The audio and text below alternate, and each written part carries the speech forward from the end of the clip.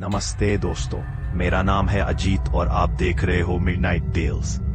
आज मैं जो कहानी सुनाने वाला हूँ वो सिर्फ कहानी नहीं, एक ऐसी सच्ची घटना है जिसके बाद एक पूरे हॉस्टल की रातें बदल गई थी।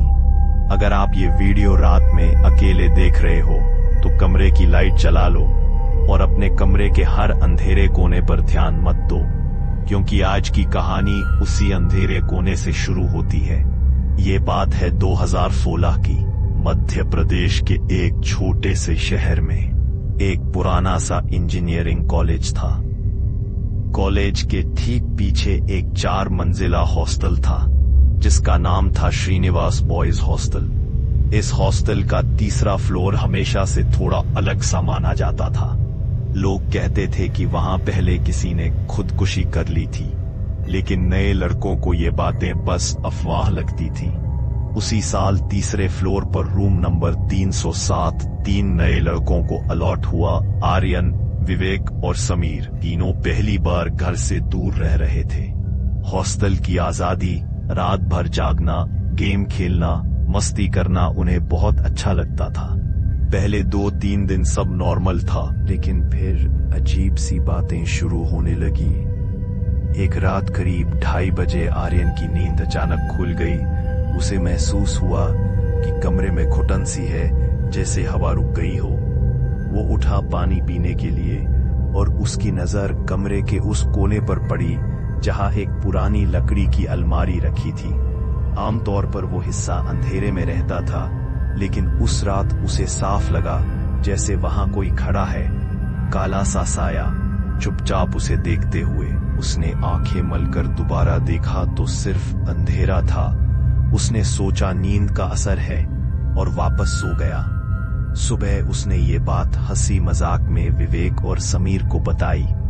विवेक बोला, भाई तू तो अभी से डरने लगा, हॉस्टल है, ऐसे फील आएंगे ही। सबने बात खत्म कर दी, लेकिन ये बस शुरुआत थी। कुछ दिनों बाद एक और रात करीब 1:30 बजे समीर मोबाइल पर गेम खेलते खेलते जाग रहा था। बाकी दोनों सो रहे थे। अचानक उसे बहुत हल्की फुसफुसाहट सुनाई दी, जैसे कोई उसका नाम ले रहा हो। समीर समीर। उसने सोचा विवेक मजाक कर रहा है। उसने टॉर्च ऑन की, देखा तो विवेक गहरी नींद में था। आर्यन भी सो रहा था। कोई नहीं था, पर फुसफुसाहट उसे दीवारों के अंदर से आती महसूस हो रही थी। उस रात वो चुप रहा, लेकिन सुबह सबको बता दिया। अब तीनों को लगा कुछ तो गड़बड़ है, पर खुद को समझाते रहे कि दिमाग हमारे साथ खेल रहा है। तीसरे फ्लोर पर एक पुराना चौकीदार था, राम नारायण काका। एक शाम आर्यन ने उससे पूछा, काका 308 वाले कमरे में पहले कुछ हुआ था क्या?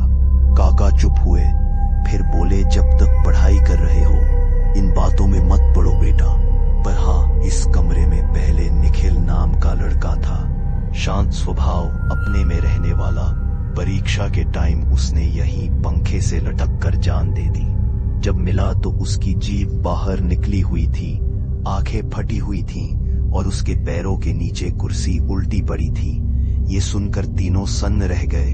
काका ने आगे कहा, उसके बाद से कई लड़के यहाँ आए, पर कोई टिक नहीं पाया। किसी को रात में आवाजें आईं, किसी को लगा कोई पंखे से लटका है, किसी को नींद में कुर्सी खिसकने की आवाज आई। तुम लोग समझदारी से रहना और उस कोने की तरफ ज्यादा मत देखना। और उन्होंने इशारा उसी अलमारी वाले कोने की तरफ किया। डर अब मजाक नहीं रह गया था। उसी रात करीब 2:15 पर आर्यन की फिर नींद खुली। कमरे में हल्का अंधेरा था, पंखा चल रहा था, पर हवा भारी लग रही थी। अचानक उसे कुर्सी खिसकने की आवाज सुनाई दी। चर चर चर। आवाज उसी कोने से आ रही थी। उसने उस तरफ देखने की कोशिश की। उसे लगा अंधेरे में कोई आकृति छत की ओर बढ़ रही है, जैसे कोई खुद को पंखे तक लटका रहा हो। वो डर के मारे कंबल के अंदर छिप गया और प्रार्थना बुदबुदाने लगा। कुछ देर बाद आवाज बंद हो गई। सुबह उसने सब बताया। अब तीनों ने तय किया कि आज रात अगर कुछ हुआ तो सब जाग कर देखेंगे। रात को उन्होंने जानबूझकर लाइट बंद कर दी। सिर्फ एक छोटी लैंप जली थी। समय था करीब 1:50।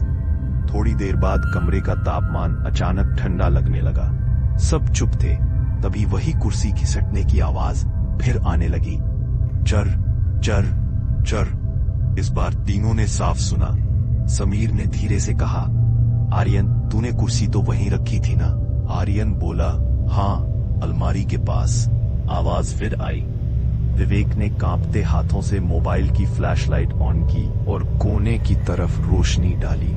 कुर्सी अब पहले से थोड़ी आगे खिसकी हुई थी, जैसे किसी ने उसे अपनी तरफ खींचा हो।